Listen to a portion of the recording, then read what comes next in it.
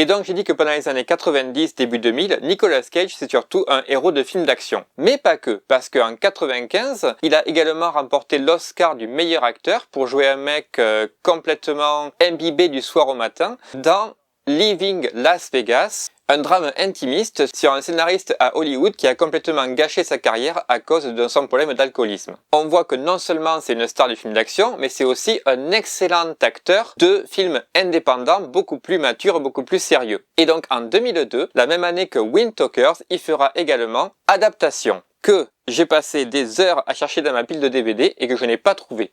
Mais je sais que je l'ai. Adaptation, c'est un film extrêmement bizarre. D'abord, il est réalisé par Spike Jonze, qui a pas fait beaucoup de films dans sa carrière, puisque c'est d'abord un réalisateur de clips.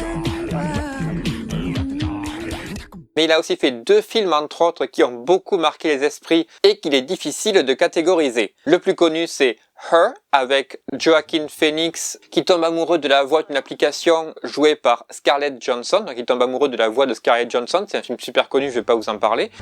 Good morning, Theodore. Good morning. You have a meeting in 5 minutes. You want to try getting out of bed? You're too funny. Okay, good. I'm funny. Mais si on retourne en arrière à la fin des années 90, en 99, il avait aussi réalisé un film qui s'appelle Dans la peau de John Malkovich, où littéralement on pouvait prendre un ascenseur dans un immeuble qui s'arrêtait entre 2 étages, et si on suivait le tunnel entre ces 2 étages, on arrivait dans la peau de John Malkovich. There's no such thing as a hole into somebody's brain. Yes, there is. C'est un film complètement inclassable qui a fait beaucoup parler de lui à sa sortie, notamment pour son scénario abracadabrantesque, qui pourtant restait dans un réalisme constant et qui traçait le portrait de personnages super complexes avec beaucoup de problèmes intérieurs qu'il devait gérer. Et ça, c'est parce que le film, il avait été écrit par Charlie Kaufman. Il faut imaginer en fait Woody Allen, mais sans la légèreté et le second degré, beaucoup plus cynique, beaucoup plus méprisant envers ses personnages, qui se posent plein de questions existentielles et qui sont généralement atteints de troubles psychologiques comme l'éthique de langage ou de comportement, ou qui sont parano, hypochondriaques. C'est vraiment des films qui sortent de l'ordinaire, mais qui ont une patte extrêmement spécifique, et par contre, pour y entrer, il faut vraiment s'accrocher. Malkovich.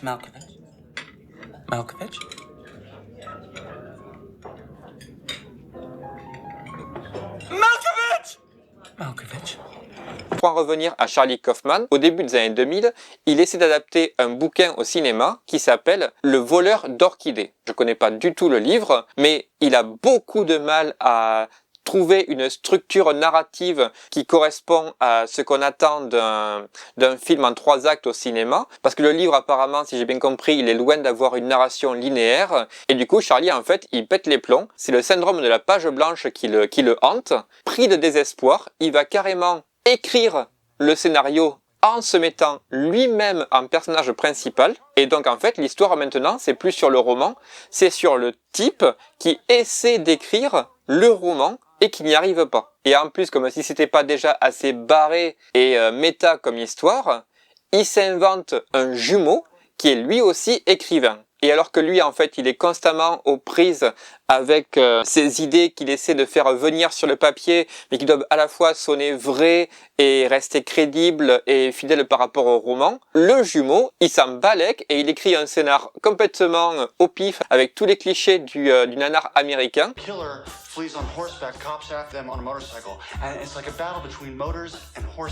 Et il y a toujours un conflit entre ces 2 jumeaux, justement, par rapport à leur intérêt à produire le film de façon fidèle au roman, alors que déjà ils ont des caractères complètement opposés.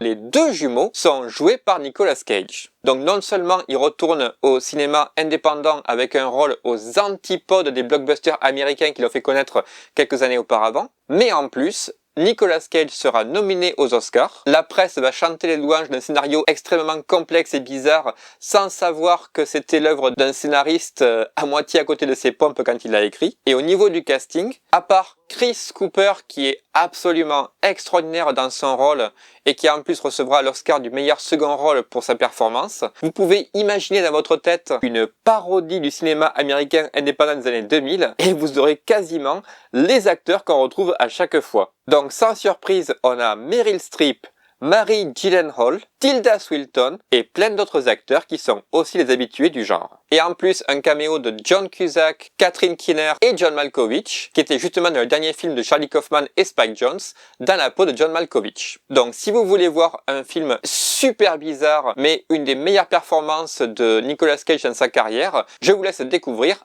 Adaptation.